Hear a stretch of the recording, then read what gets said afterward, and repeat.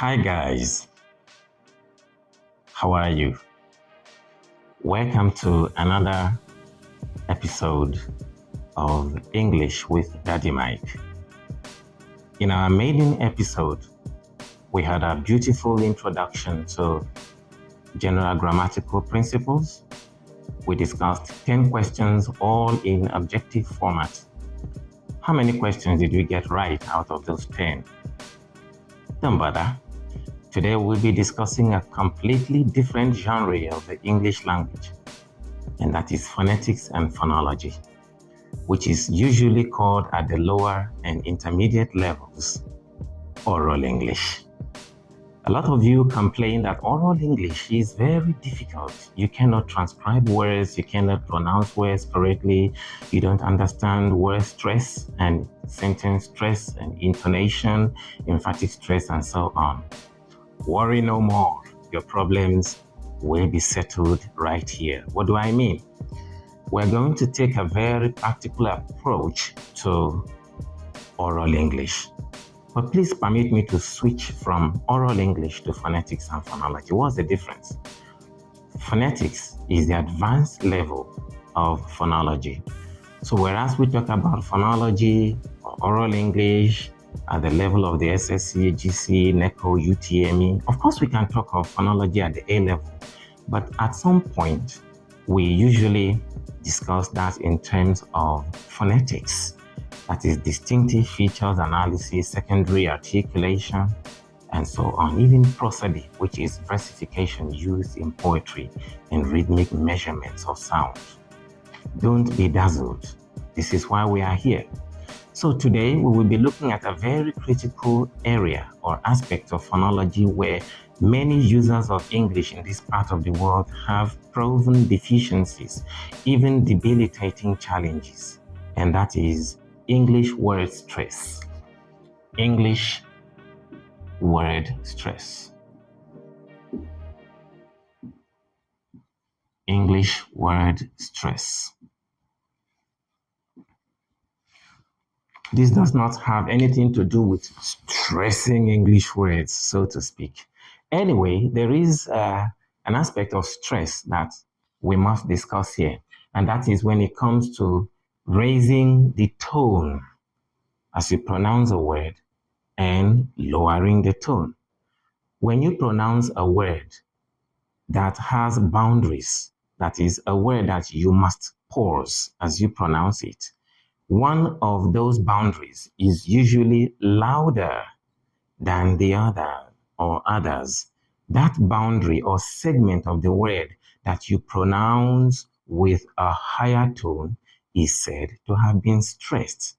What it means is this, for example, when you say tension, tension,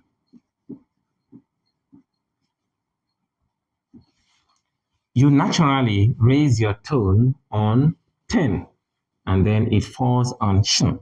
That is why we say tension. What does this then symbolize? 1 minute. Let's go back a bit.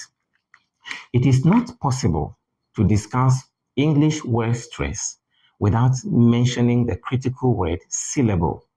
What is a syllable? A syllable is one of the sound divisions of a word. One of the sound divisions of a word. How do I know the number of syllables that a word has?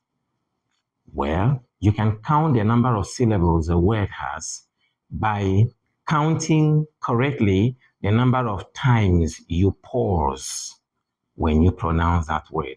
For example, how many syllables do you think this word has? Education. So count education. How many syllables? 4.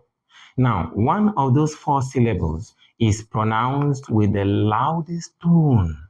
That one is said to have been primarily stressed. But there is another syllable on that word or in that word that is pronounced with a loud tone, but not as loud as that which is loudest.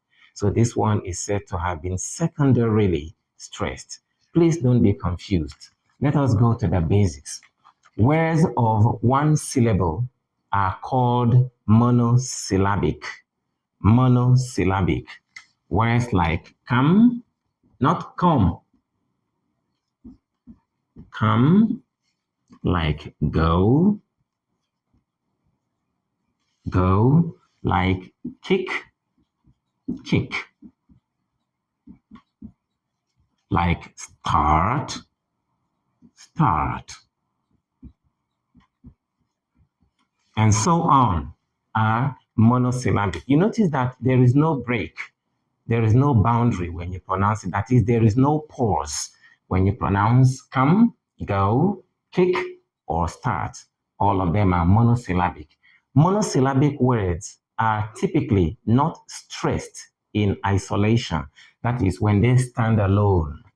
But when they are in a sentence structure, when we do what we call sentence stress and intonation, we will learn how to stress words depending on their grammatical class, whether they are prepositions or adjuncts or adverbs or nouns or verbs or adjectives and so on. We will get there later. Well, if you have difficulties pronouncing words correctly, this program is the tonic. It is the panacea for you. In the meantime, between now and then, when you will begin to pronounce these words correctly and even learn how to transcribe words, please do not despair when we confront you with your problems. English is not originally our language. It is a borrowed language. For most of us, it is not even a second language, it is a third language. That was in a lighter mood anyway. And so when we can't pronounce words correctly, we should not pummel ourselves. By the way, do the whites know how to pronounce our indigenous words correctly? What do you think a white man would call this?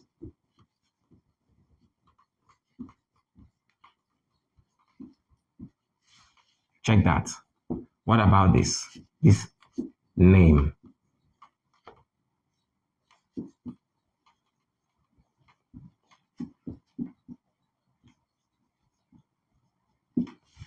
Right? Or even this proper noun.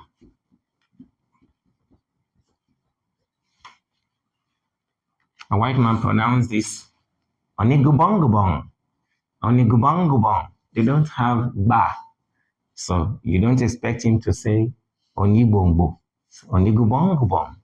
And this, when separated, becomes a joke, a shade. It's a car. And that's how the white man pronounced it. A joke, a shade, is a car. But we know it is a joke, a shade, isiaka, right? And this, a fig pow, never a figbo. So we are really trying to pronounce the words of their language. All right, again, that was on a lighter mood. Words of two syllables are bi or disyllabic. Bi or disyllabic, such as tension, such as agree, agree. Right? You can think of the word English itself. English is bisyllabic.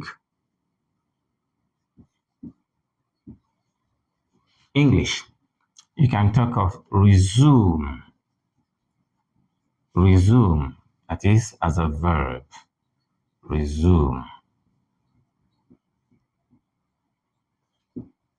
Resume, and so on.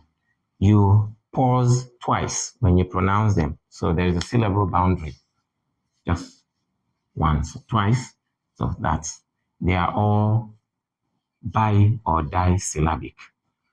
So as we progress, we are going to see how to stress words like this. There are rules, very pragmatic rules. And if you flout those rules, you will always pronounce and stress words wrongly. Words of three syllables are trisyllabic. They are trisyllabic. You may already have started thinking of trisyllabic words. Can you mention any? Words like primary,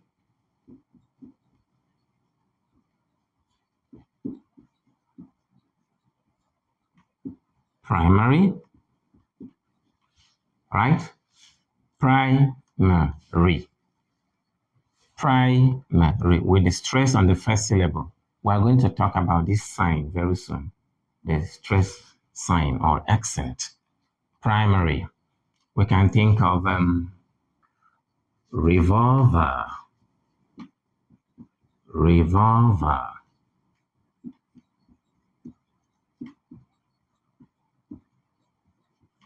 Revolver with the stress on the second syllable. So revolver, not revolver, but revolver. It's stressed on the second syllable. You can think of extension. Extension. By the way, there is nothing like extension or even extension in English. It is extension. And this is written up there because it means if you like, you can remove it. It's a very insignificant vowel sound, so to speak, but don't condemn it. In English, it is called a schwa. The schwa, this one, is the weakest vowel sound in English. It often appears in unstressed syllables. This syllable, shin, is unstressed, and that's why it has this sound. You can remove it if you like. Trisyllabic words.